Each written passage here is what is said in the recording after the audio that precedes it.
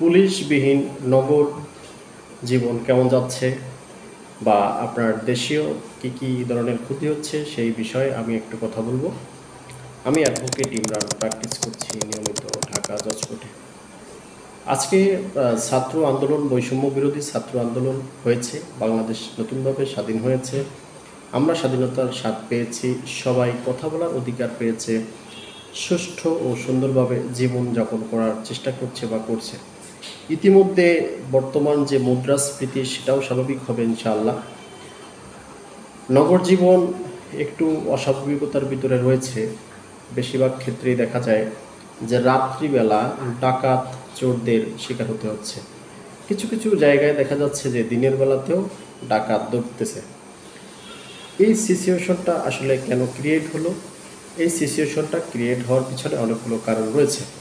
তার ভিতরে অন্যতম কারণ হলো পুলিশ ভাইয়েরা তাদের কর্মস্থলে নেই। কেন নেই আমরা সবাই জানি।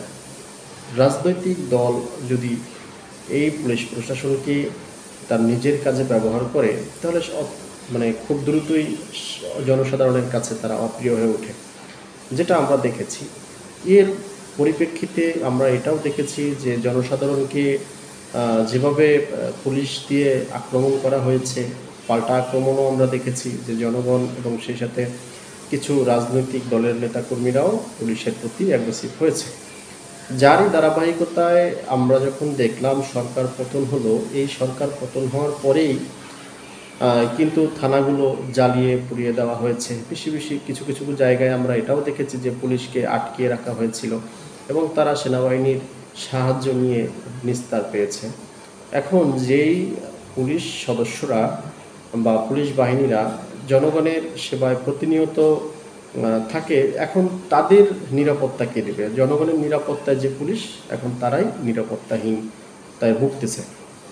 এই সিচুয়েশনে ওনারা কর্মবিরতি দেয় এবং 11 দফা আন্দোলন দাবি করে, যার পরিপ্রেক্ষিতে আমরা দেখেছি যে আমাদের দেশে, আমাদের ঢাকার ভিতরে এই চোর ডাকাত বেড়ে গিয়েছে এবং তারা বিভিন্ন কৌশল অবলম্বন করে মানুষের জীবনযাত্রায় ব্যাঘাত ঘটাচ্ছে। আমরা এটাও দেখেছি যে এই জীবনযাত্রায় ব্যাঘাত ঘটানোর পরে নগরে যারা আপনার শান্তিতে ঘুমাতে পারতো, তারা দেখেছি যে রাতভর এই ডাকাত চোর পাহারা দিচ্ছেন। এখন এই সিচুয়েশনটা আসলে রিকভার করার একটাই অন্যতম কারণ, সেটা হলো পুলিশ ভাইদের আবার ঠিক কর্মস্থলে ফিরে যাওয়া। ওনারা 11 দফা দাবি দিয়েছে, সরকার যদি যৌক্তিক মনে করে সে অবশ্যই এটি পূরণ করতে পারে, তবে তাদের কর্মস্থলে আসা উচিত বলে আমি মনে করি। ধন্যবাদ সকলকে, ভালো থাকবেন, আল্লাহ হাফেজ, আসসালামু আলাইকুম।